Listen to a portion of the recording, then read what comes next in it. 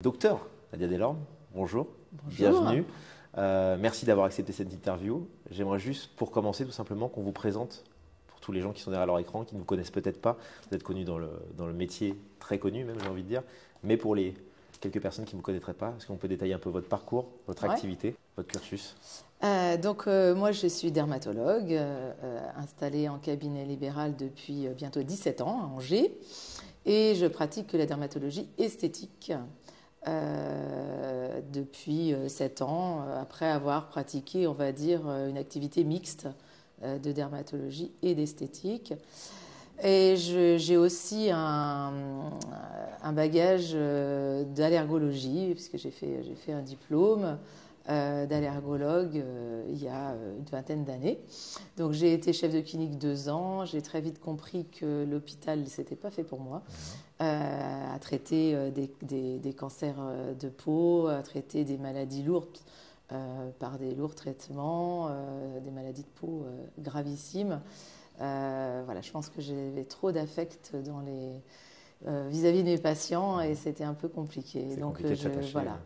Donc je me suis orientée vers l'esthétique il y a 22 ans. J'ai fait mon premier diplôme, un DU de médecine esthétique de chez Claire Bello à l'époque à Bordeaux, il y a 22 ans.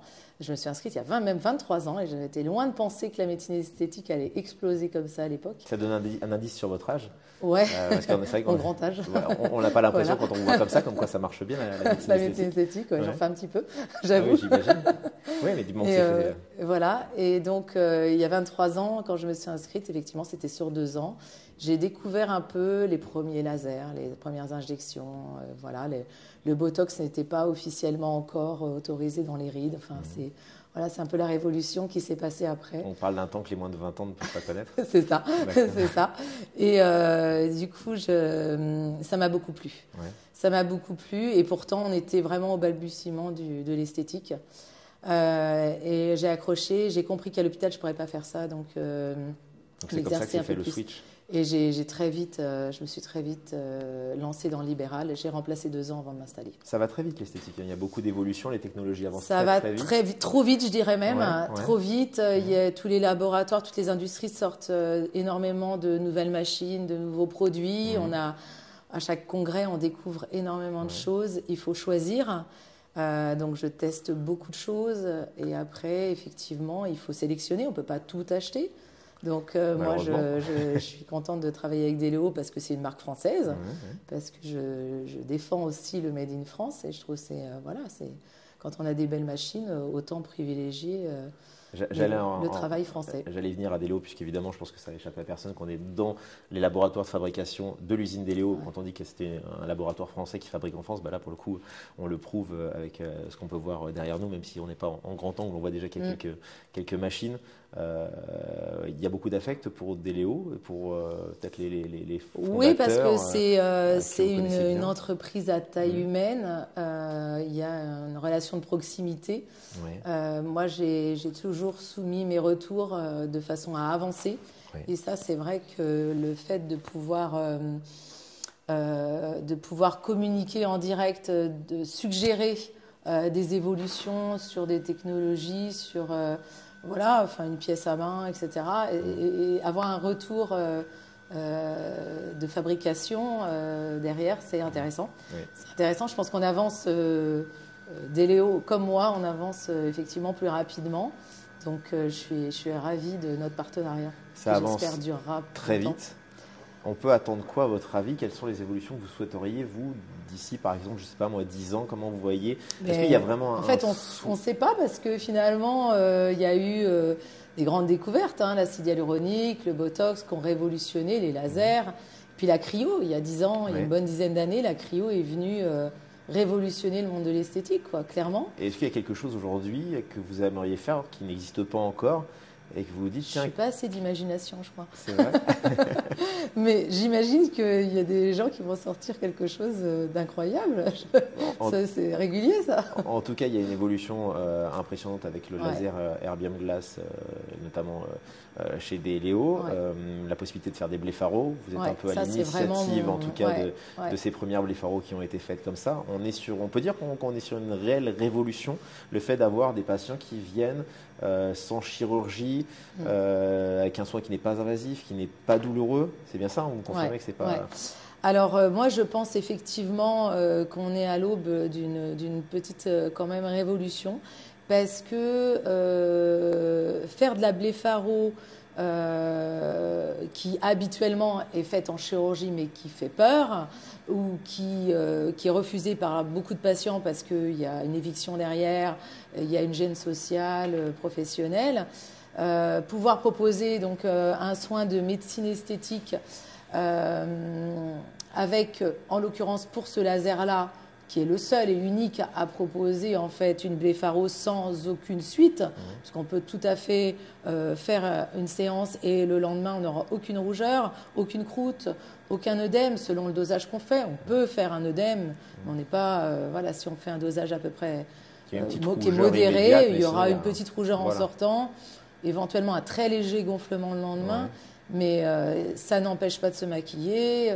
Voilà. Et effectivement, avoir une rétraction cutanée notable, bon, j'ai fait des photos avant-après qui sont significatives, avoir cette rétraction de cutanée quand on a cet excès de peau, d'une façon non chirurgicale, c'est connu, mais c'est actuellement connu uniquement avec des croûtes. Qu'est-ce que vous répondriez à un médecin qui vous dit « Oui, mais vous êtes en train de tuer la chirurgie que j'aime pratiquer. Moi, j'ai besoin de faire j'aime faire des blépharos chirurgicales. Vous êtes en train de tuer ce que… » Non, on ne tue pas parce qu'il y avait pas mal de blépharos qui étaient faites en médecine, d'accord, avec plasma exérèse ou avec des lasers CO2 fractionnés. La grande nouveauté de l'origine, c'est de pouvoir faire de la blépharos sans suite. Voilà, c'est ça la grande nouveauté. On ne va pas modifier le regard, on va rester dans le naturel et on n'aura pas d'effets secondaires. C'est là où se situe la nouveauté. On va avoir un résultat qui va être très progressif au fur et à mesure des séances. Mais on faisait déjà de la blépharo médicale. On le proposait déjà depuis plusieurs années quand même. C'est ça la vraie quête en fait au final de l'esthétique, c'est le naturel, c'est de retrouver le naturel. C'est le naturel et les gens veulent moins de contraintes. C'est-à-dire qu'ils veulent être traités. Mais le lendemain, ils veulent pouvoir travailler ou sortir en soirée. Moi, je fais des séances de blépharos. Le lendemain, ils vont en soirée. Oui, ils se maquillent, les filles se maquillent, elles vont en soirée. Et ça, il n'y a aucun autre concept qui le fait. Aucun. Ouais, aujourd'hui, il n'y en a pas. Donc, c'est quand même une petite révolution. Comme vous le disiez tout à l'heure. Il y a beaucoup en tout cas, de plus en plus de médecins qui font des DU d'esthétique, qui ont pour but d'arriver sûrement à votre place un jour, en tout cas, à un niveau similaire. 3 conseils que vous donneriez à un jeune médecin qui veut, qui souhaite ou qui vient de débuter son DU d'esthétique? Il faut continuer à se former parce qu'avoir des bases, le DU, c'est très bien, puisque moi-même j'en ai fait. Je pense qu'il faut… c'est bien pour montrer que si jamais il y a un problème, on a une formation quand même déjà de base et reconnue officielle. Mais après, je pense qu'il faut aller régulièrement au congrès, dans les ateliers, accompagner des médecins, voilà, et suivre l'évolution technologique, être toujours en quête de voir ce qui va sortir, des nouvelles machines, de ce qui se fait, de ce qui est en vogue. On en revient à l'évolution constante. Ouais, il faut être toujours à jour des évolutions parce que finalement les patients ils sont au courant. Aujourd'hui, ils lisent. Complètement. Ils lisent, ils ont Instagram, Facebook, ils arrivent presque en disant est-ce que vous faites cette technologie? Donc ça, c'est important d'être au courant de ce qui se fait. Ça vous est déjà arrivé qu'un patient arrive, vous parle d'une technologie que vous ne connaissez pas? Alors, beaucoup dans les cosmétiques, beaucoup plus dans les cosmétiques. Parfois des machines, ça m'arrive. Et puis parfois, parce qu'il y a une grande influenceuse qui parle de quelque chose, ça y est, ils viennent… ça devient la norme parce que quelqu'un qui a… Et voilà, et je relativise. Parfois, ils veulent un résultat, ils me disent est-ce que vous utilisez cette machine-là? Non, moi je connais mon laser, je connais ma radiofréquence, etc. On va arriver à un résultat, c'est un concurrent, mais voilà. Des fois, ils pensent savoir, mais les patients ne savent pas toujours non plus les tenants et les aboutissants. Donc, on va rester dans la patientèle, justement. Je suis patient, imaginons, j'ai besoin, en tout cas, j'ai l'envie de faire des interventions, petites ou grandes, ça peu importe. Comment je choisis mon praticien? Alors, moi, personnellement, en tous les cas, j'ai un site internet. Donc déjà, je trouve que c'est une vitrine pour les gens. Ça permet de voir des photos avant-après. de se renseigner un petit peu sur ce que fait le médecin. Après, j'ai un compte Instagram aussi où je publie mes résultats. Je pense que ça, c'est important. Je suis assez contre les avis Google parce qu'on sait à quel point ça peut être biaisé. On peut tout à fait avoir des avis Google faussés, qui sont faussés, qui sont ça existe faits vraiment sur dans le milieu de l'esthétique, un confrère peut-être un peu malveillant qui vous met, ou on n'est pas comme dans la restauration. Ça, je ne sais pas, mais on a tous. J'ai entendu en tous les cas des confrères dire est-ce que vous pourriez mettre un avis parce que j'ai un patient qui est. Forcément, les patients qui mettent des avis négatifs sont plutôt les patients qui n'ont pas été satisfaits. Oui. Les patients qui sont contents ne vont pas mettre un avis positif. Finalement, c'est souvent comme ça. Vrai que et donc, il y a des confrères qui sont lésés parfois et qui ne le méritent pas forcément parce qu'il y a des patients avec qui il y a un quiproquo, on ne s'est pas compris, etc. On pourrait encourager d'ailleurs les gens qui nous regardent à mettre des avis quand c'est positif. On pense souvent à aller dire quand ça ne va pas, mais je pense qu'il faut le dire. Et en fait, exactement. C'est dommage parce que les gens ne disent pas quand c'est positif. Et en fait, ils crient, on va dire, que quand c'est négatif, quoi. Et pour revenir aux 3 conseils, parce que je pense qu'on n'a pas fini. Oui, tout à fait, allez-y.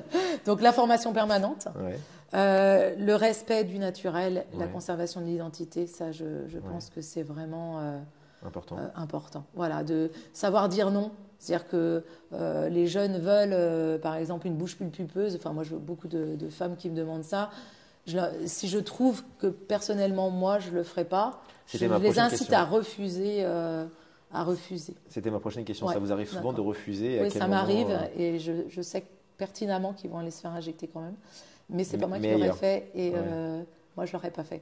Vous dites souvent non. Enfin, ça m'arrive de dire non, par exemple en cryolipolyse, parce que vous êtes concerné, des culottes de cheval qui ne sont pas assez importantes, je dis non. Et je dirais que c'est quand même 1 sur 4. Ah oui, quand même. Ah oui, j'en récuse pas mal. Un petit duvet fin au niveau du visage. Si ce ne sont pas des poils suffisamment gros, je vais récuser aussi. Parce que j'ai peur d'une stimulation. Voilà. Je pense que, ou parfois je dis aux patients, je ne vais pas le faire parce qu'honnêtement, ça ne vaut pas le coup. Oui. Vous allez payer, vous allez avoir un gain qui ne va pas être à la hauteur. Voilà, et je préfère vous dire non. Et finalement, les gens apprécient qu'on dise non. L'honnêteté, c'est important. Parce que c'est important. Voilà. D'accord. Parmi l'acide hyaluronique, le botox, la cryolipolyse, la radiomultifréquence, votre activité préférée, qu'est-ce que vous aimez faire? Alors moi, j'aime les trucs qui font waouh. Donc l'acide hyaluronique, j'aime bien parce que au bout de 30 minutes, 3/4 d'heure, elles sortent, elles se regardent dans le miroir et elles font waouh, j'ai un super visage, ça me plaît beaucoup. On a un effet immédiat. C'est gratifiant pour nous. C'est une énorme satisfaction quand elles font le waouh devant le miroir. Donc c'est vrai qu'il y a des techniques pour lesquelles on ne l'a pas tout de suite, évidemment, il faut attendre le résultat plus tardivement. Donc je suis une adepte des injectables. Après, j'avoue que la cryolipolyse, je reste assez bluffée quand même par les résultats. Oui. Je trouve ça vraiment révolutionnaire. Puis ça permet de ne pas faire des liposuctions et traiter des bourrelets peut-être un peu c'est petits. Quand même génial, quand même, mais maintenant, avec l'origine et la bléphaро, il y a une nouvelle source de plaisir à pratiquer. D'accord. Vous avez une belle réussite dans le milieu de l'esthétique. Moi, je trouve que le milieu de l'esthétique, c'est ce qu'il y a de plus dur, le médical esthétique, parce que ça combine 2 choses. Ça combine des années d'études et ça combine aussi une partie entrepreneuriale. Souvent, les gens réussissent dans la vie, soit parce qu'ils ont l'esprit entrepreneur, soit parce qu'ils ont fait de grandes études. Le milieu de l'esthétique, généralement, c'est un peu les deux. Parce que si on commence à être bon, il faut faire des années d'études. Puis après, il faut ouvrir son cabinet, il faut savoir gérer. Après, il n'y a pas de spécialité de médecine esthétique. Non, mais il y a les DE qui vous aident. Voilà. Mais ça mélange quand même des années d'études de médecine plus l'entrepreneuriat si on veut commencer à ouvrir une clinique, si on veut commencer à recruter. Enfin, voilà. Donc déjà, c'est assez admiratif. Comment vous avez fait votre place? Comment ça s'est passé? Et j'ai envie de dire, bon, c'est peut-être pas vrai sur la médecine esthétique, plus vrai sur la chirurgie, mais est-ce qu'il n'y a pas en tout cas en chirurgie esthétique, c'est souvent le cas, un métier très masculin? Comment ça se passe au niveau de la médecine esthétique? C'est plus féminin? Je pense qu'en médecine esthétique, c'est plus féminin. Bon, moi, j'ai une patientèle plus féminine que masculine. Et elles sont plutôt proches d'un médecin. Elles se sentent plus rassurées, je pense, de voir un médecin femme. Après, elles me voient moi aussi. Elles se disent, bon, elle a 50 ans, elle n'est pas déformée, donc déjà, ça les rassure aussi. C'est rassurant, bien sûr. Ça les rassure. Je leur dis, bah voilà, moi j'ai du botox, j'ai aussi un peu d'acide hyaluronique. J'ai fait des choses. De toute façon, je teste toutes mes machines. Oui, mais déjà, ça se voit pas dans l'excès en tout cas. Voilà. Donc je leur dis, est-ce que vous avez vu que j'ai du botox, etc. Et du coup, elles sont rassurées. Elles se disent, bon, on peut faire avec modération et à bon escient et avoir des résultats qui sont tout à fait naturels. Et je plaide pour le résultat naturel de toute façon. Et sur la difficulté, je voulais revenir des années d'études et de l'entrepreneuriat pour arriver à ce statut, comment ça s'est passé? Oui, c'est progressif. Hein, voilà, ça va faire 17 ans que je suis installée. Il n'y a pas beaucoup d'années que j'ai une assistante. Je délègue de plus en plus. J'ai une deuxième assistante maintenant. C'est vrai que faut avoir aussi un peu l'envie et le courage. Hein, voilà, c'est ça, là, je voulais revenir sur le courage. C'est quand même une entreprise maintenant, au jour d'aujourd'hui. Qu'est-ce que dirait le docteur Nadia Delorme d'aujourd'hui si elle devait s'adresser au docteur Nadia Delorme d'il y a 20 ans? Quel conseil vous donneriez? C'est plus la même, en fait. Ouais. Oui, certainement, parce que ça transforme. C'est là où je veux en venir. Je pense que j'ai plus du tout la même activité. Après, c'est vrai que peut-être on est surchargé justement parce que ma patientèle, elle a doublé, voire triplé du fait que j'ai mes assistantes qui travaillent, que je supervise évidemment, ce qui fait que j'ai 2 à 3 fois plus de patients à voir à la minute, entre guillemets, mais on offre un panel de soins et de prestations avec un plateau technique qui est du coup complet. Et c'est vrai que j'ai plus du tout la même activité qu'il y a 16-17 ans. Est-ce que c'est dur de déléguer? Parce qu'on se dit, est-ce que les gens ils vont comprendre qu'on délègue? Et en fait, finalement, ça se passe très bien. Parce qu'ils savent que, moi je leur dis, je vais suivre, je donne les recommandations de chaque séance, les paramètres, etc. Je suis là, je suis présente au cabinet. Toujours. Donc finalement, ils sont rassurés par le fait que je sois là et que je supervise l'assistante. L'assistante, elle n'est pas livrée elle-même. Hein. D'accord. Donc elle est formée et elle est quand même, je supervise derrière. D'accord. Donc ça, c'est important aussi. Voilà, elles sont pas, elles font pas tous les soins. Tout ce qu'elles veulent et toutes seules. Tout est contrôlé. Ouais. L'âge n'a pas d'emprise sur vous, on le disait tout à l'heure. Qu'est-ce que je peux vous souhaiter pour dans 10 ans? J'avoue que alors là, j'ai un projet professionnel d'ouvrir un nouveau cabinet dans des nouveaux locaux, donc ça c'est déjà un grand pas. Après, d'avoir des nouvelles machines, que Déléo fasse encore des nouvelles machines, des nouvelles technologies, nous invente des nouvelles choses pour qu'on évolue. Pour qu'on évolue encore ensemble. Voilà, non, je sais que c'est un monde en effervescence et que ça va encore évoluer, qu'on va proposer toujours mieux pour le patient, toujours mieux pour l'opérateur aussi. Hein. On travaille, les épilations d'il y a 15 ans ne sont plus les mêmes qu'aujourd'hui au laser. On travaille plus vite, les pièces à main sont plus légères, on nous ménage.